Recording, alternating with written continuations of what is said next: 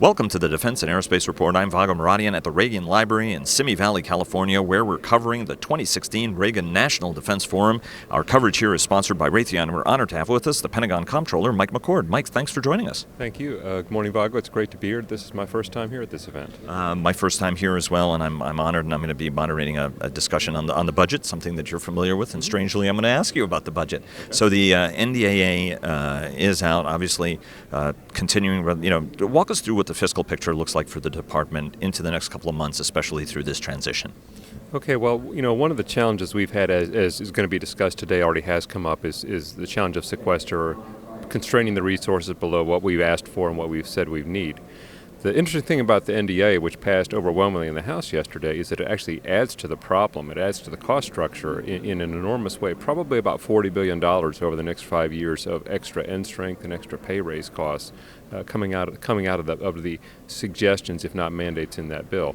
So unless sequestration is dealt with, as Senator Graham was saying it needs to be, the hole got bigger, or the disconnect between what the BCA allows and where our people are telling the department that we want you to do to fulfill the strategy, that disconnect just got bigger. Well, as you look at it, though, one of the things that Senator Graham talked about was that he said this is not going to be easy money, that this is still going to be a very hard thing.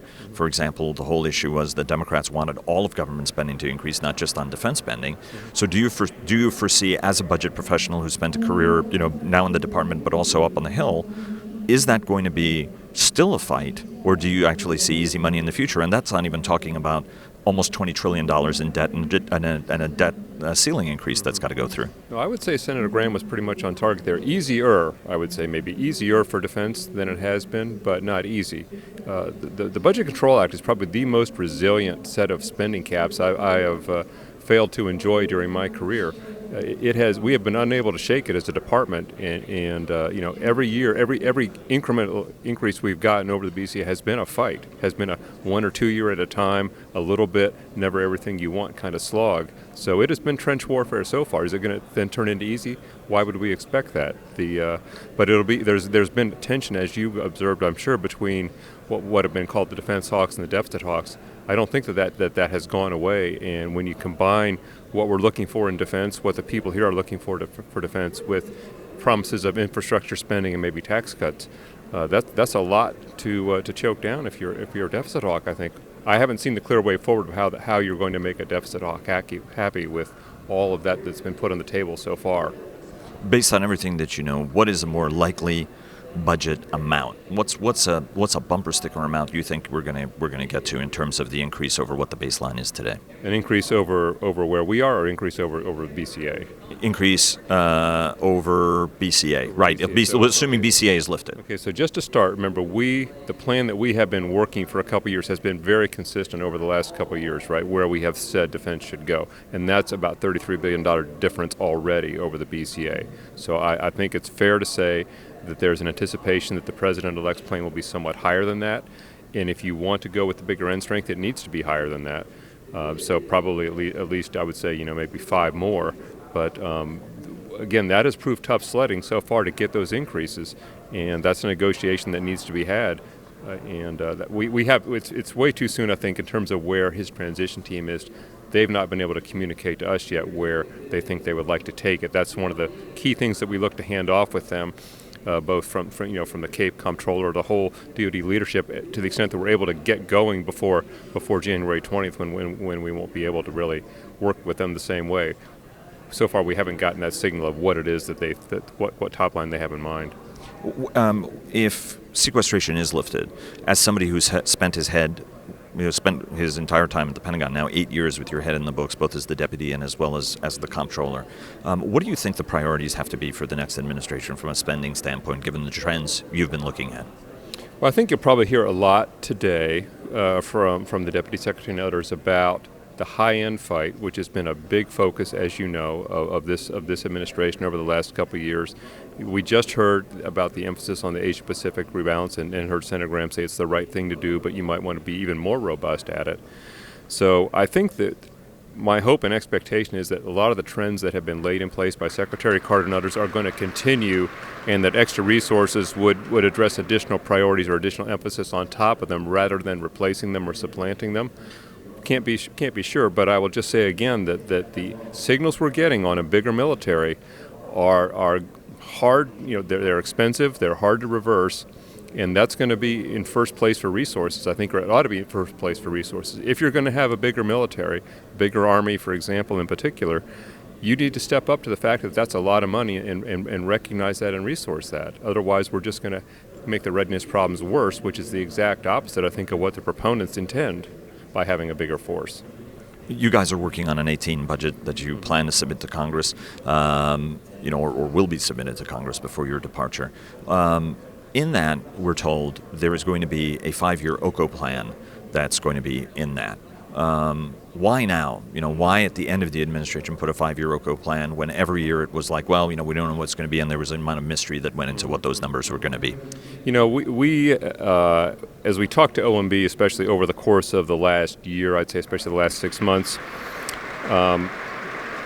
we felt that the transition was actually a good time to firm up and put as much clarity as we could on what is the cost structure to run the department in base and in OCO. And in base, it's fairly clear, of course. The cost structure to run the department in the base budget is the FITUP. In the OCO, we haven't had that, and the fundamental decisions that really drive OCO cannot be predicted very far in advance. Troop levels, policies, a Syria no-fly zone versus something else.